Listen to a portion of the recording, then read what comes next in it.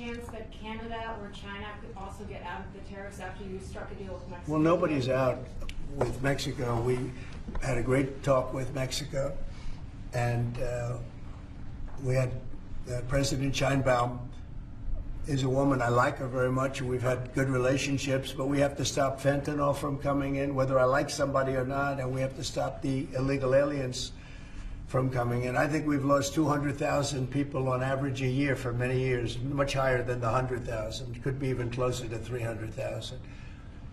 And they've agreed to put in 10,000 soldiers permanently, like forever, 10,000 soldiers at their side of the border and stop fentanyl and illegal aliens from coming into our country. They have a big incentive to do. Other than that, we've agreed to talk and consider various other things. We haven't agreed on tariffs yet, and maybe we will, maybe we won't.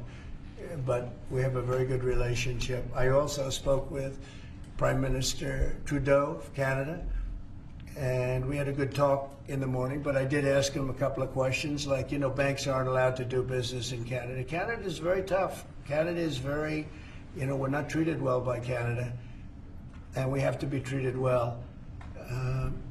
Banks are not, as an example, allowed. Did you know that banks, American banks, are not allowed to do business in Canada? Can you believe that? And that's one of many things, and we talked about it, and I think we'll win most of the subjects. But for some reason, a lot of things have been very unfair with Canada. I noticed that in the first term. You deal with people, and after a while you begin to realize, like you learn that Larry Ellison's very tough to do business with, okay? He's a very tough guy. I mean, I'm sure you're shocked to hear that. But Canada is very tough. They're very, very tough to do business with, and we can't let them take advantage of the U.S. They don't take our agricultural product for the most part. They don't take our cars. They make cars, but they basically don't take our cars. And, you know, we don't need, and look, I think we're going to have another good conversation today. We're actually speaking at 3 o'clock again.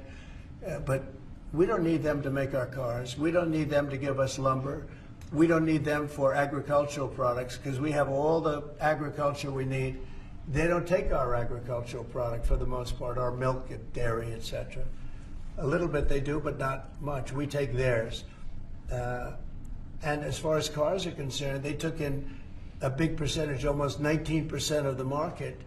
And, you know, I wouldn't mind making our cars in the United States, so we have a problem there. I'd like to make our cars in the U.S. We don't need Canada to make our cars. With that being said, we're going to have another call at 3 o'clock. We had a call this morning. It was a pretty good call, I'd say.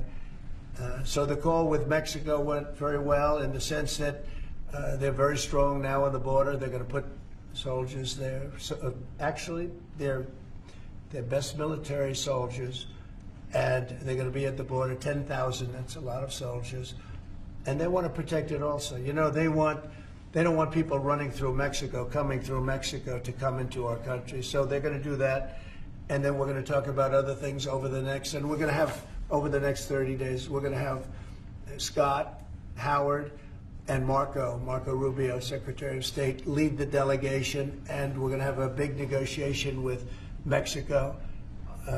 I'll be involved too, and President Sheinbaum will be involved.